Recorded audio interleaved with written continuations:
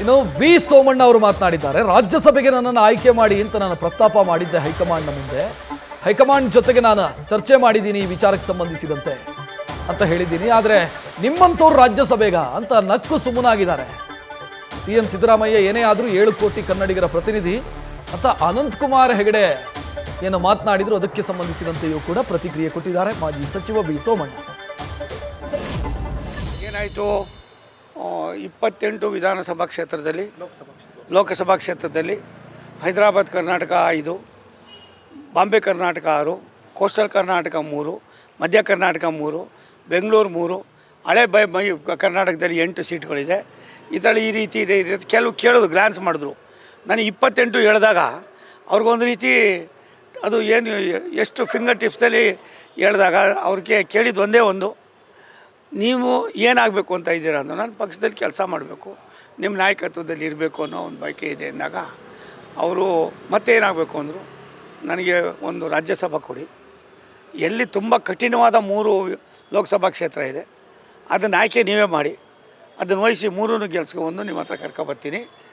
ಒಬ್ಬ ಸೋಮಣ್ಣ ಕಷ್ಟಪಟ್ಟು ಕೆಲಸ ಮಾಡಿದ್ರೆ ಏನಾಯ್ತದೆ ಅನ್ನೋಕ್ಕೆ ನನಗೆ ಕೊಟ್ಟಂಥ 7-8 ಬೈ ಎಲೆಕ್ಷನ್ಗಳು ಕೂಡ ಮಾತಾಡಿದ್ರು ತುಂಬ ಸವಿಸ್ತಾರವಾಗಿ. ನಾನು ನಿರೀಕ್ಷೆ ಮಾಡಿದ್ದು ಒಂದು 2-3 ನಿಮಿಷ 5 ನಿಮಿಷ, ಅವ್ರು ಕೊಟ್ಟಿದ್ದು ಅರ್ಧ ಗಂಟೆಗೂ ಮೇಲ್ಪಟ್ಟಾಯಿತು. ತುಂಬ ಸಂತೋಷ ಆಯಿತು. ಹಾಗಾಗಿ ನಾನು ಅದನ್ನು ಕೇಳಿದೆ ಅನ್ನೋದಕ್ಕಿಂತ ಹೆಚ್ಚಾಗಿ 73 ವರ್ಷ ಆರೋಗ್ಯವಾಗಿದ್ದೀನಿ, ಬೇರೆಯವ್ರಿಗೆ ಅವಕಾಶ ಮಾಡಬೇಕಾಗಿದೆ, ಆ ಕೆಲಸನ ಮಾಡಬೇಕು ಅಂತ ತೀರ್ಮಾನ ನನ್ನ ಮನಸ್ಸಿನಿಂದ ಬಂತು.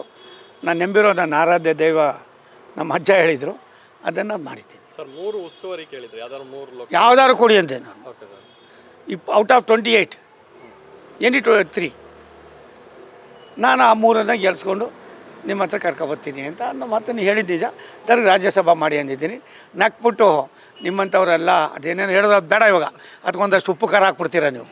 ಉಪ್ಪು ಬೇಡ, ಖಾರನೂ ಬೇಡ, ನಿಮ್ಮ ಹತ್ರ ಎಷ್ಟು ಹುಷಾರಾಗಿರಬೇಕು ಅಷ್ಟರಲ್ಲಿ ಇರಬೇಕಾಯ್ತದೆ. ಹಾಗಾಗಿ ಅವರು ಈ ತಿಂಗಳು ಕೊನೆಯಲ್ಲಿ ಬರ್ತಾರೆ, ಕೆಲವೆಲ್ಲನೂ ಬಗೆಹರಿತದೆ. ಕುಮಾರ್ ಹೆಗಡೆ ಅವರು ಒಬ್ಬ ಹಿರಿಯ ನಾಯಕರು. ನಾನು ಅವರ ಕೆಲವಾರು ಸ್ಟೇಟ್ಮೆಂಟ್ಗಳನ್ನು ತುಂಬ ಹತ್ತಿರದಿಂದ ನೋಡಿದ್ದೀನಿ. ಮತ್ತು ನಿಷ್ಕಲ್ಮಸವಾದ ಭಾವನೆ ಇದೆ ಅವ್ರಿಗೆ. ಏನು ಬಾಯಿಗೆ ಬರ್ತದೋ ನನ್ನಂಗೆ ಹೇಳೋದೆ, ಹಿಂದೆ ಮುಂದೆ ನೋಡೋದಿಲ್ಲ. ಆದರೆ ಸಿದ್ದರಾಮಯ್ಯನವರಲ್ಲ, ಅವರು ರಾಜ್ಯದ ಮುಖ್ಯಮಂತ್ರಿ ಸಿದ್ದರಾಮಯ್ಯನವರು.